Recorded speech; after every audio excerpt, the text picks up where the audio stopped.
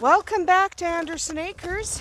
It's another chilly day out here. We got rabbits in here and cats.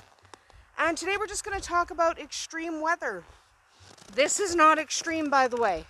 Not even close to extreme. It's about 20 below Fahrenheit here. That's not bad for where I am. And extreme, this isn't it. Not even close. Hi, kittens. But we are going to talk about extreme weather today. There's Mr. Otterton. Extreme weather with rabbits specifically. Not with cats. Ow! That's my knee and I'm wearing leggings. Sorry, cat problems. But most areas experience some kind of extreme weather. What kind of weather that is kind of depends on where you are. Perhaps you suffer from frigid winters like we do. Maybe your summers are crazy scorchers. You might have a temperate climate, but you might get hurricanes. If you're in the Midwest, maybe it's tornadoes. Everywhere on Earth can get extreme weather. That's my Gwen. She's pretty. But dealing with some extremes is actually really more about common sense.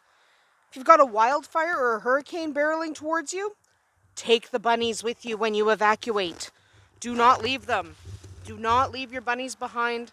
If there's a flood coming or wildfires or a hurricane, pack up your bunnies, take them with you. Stick them in boxes if you have to. Ow, there's a cat climbing up my back.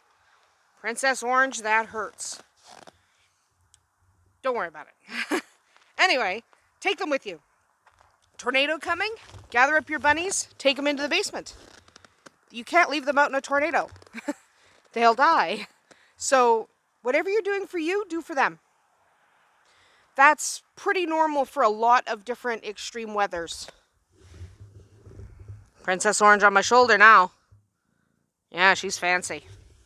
Anyway, but if you live in an area where it's too hot or too cold, the answer's not always so straightforward, because sometimes it doesn't matter what you do. Just because you're doing what you would do for you doesn't mean that that's the right thing for them. Because they're not humans, they're rabbits. Loki's down in there, by the way. That's her hole. She's down in her little den. She's not in her house right now, I don't think. No. Oh no, I just saw her nose. She's down in her den down there. Good times. Good times for bunny rabbits. Anyway, in general, the cold is not that much of a problem. I'm saying that as a person who regularly sees 40 below in the winter. Lots of 40 below, lots of it. There's our two boys hanging out. But lots of cold weather. We get 50 below. We have gotten 60 below. It sucks. And it's extreme. But it's actually not that big a deal for rabbits.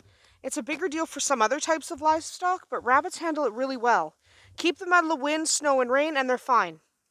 Tarps can help you keep them draft free. But you really need ventilation. We talked about that in the previous rabbit video. You just need a lot of ventilation. If you have ventilation, you're probably fine. You don't want to smother your fluffy friends, so make sure they're well ventilated, keep them out of the wind, make sure they can get out of the snow. Like, our guys can go into that rabbit house. They're not, because they don't care. There's a bunch of cats in there. They don't care. But they can. The scorching heat of summer is a different matter entirely. It's so much worse than the winter. Rabbits can get too hot and they can even die. If it's greater than about 85 Fahrenheit or 30 Celsius, you might have a problem. I know that's not extreme, but you could already have a problem. Your bunnies will start to feel uncomfortable.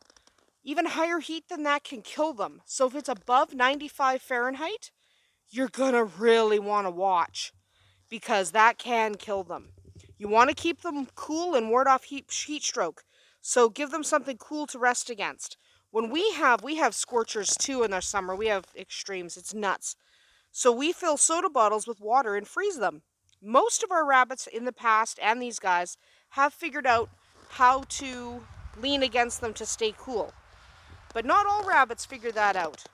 There are other options if they won't use the water bottles. You can get a fan if you have one. It helps. If it's really hot, you might want a fan with a mister. You can also get garden hose misters. So they're powered with your garden hose. Those work pretty well, but if you live in an area with hard water, the misting systems do tend to clog up. I use a regular old sprinkler. Our sprinkler's over here under the snow because it's winter and I'm not using sprinklers. But I do recommend, let's just get it out here. There we go. I do recommend a sprinkler like that. They work really, really well. So just a normal sprinkler like that, and you're going to find that you can keep your bunnies cool. Keep it hooked up if you can, or at least try to keep it hooked up. But it works really well. We use that frequently throughout our summers.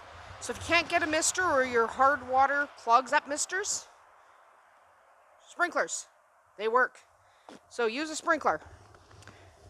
I run it constantly if it's over 30 degrees Celsius because that's freaking hot.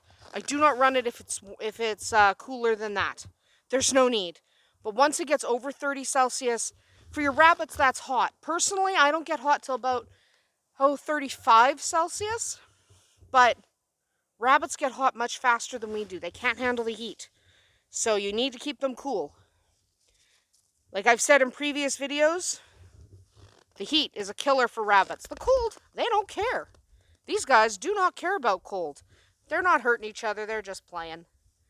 These guys all like to play. That's why I'm not worried about rabbits keeping warm. See, they have all their friends to snuggle with. But if you can't keep your rabbits cool outside, bring them in. Bring them into an air-conditioned space. They cannot get heat stroke. Heat stroke will kill them. Very few rabbits recover from heat stroke. Okay, all breeds and sizes are prone to heat stroke. You need to beware of extreme weather. Heat's a killer. Cold's not so bad, just keep them dry and out of the wind. But other than that, the extreme weather can kill them just like it can kill you. So whatever your extreme weather is in your area, you need to be aware of it and you need to plan for it appropriately. And if it's not heat or cold, treat them like you would treat your own kids. Bring them with you if you need to evacuate. You can't just leave them. If you just leave them, chances are they're not going to make it. Rabbits aren't great swimmers. It's not that they can't swim. So if you've got a flood coming, they can't really swim very well. And especially if they're in enclosures like this, what the heck are they supposed to do?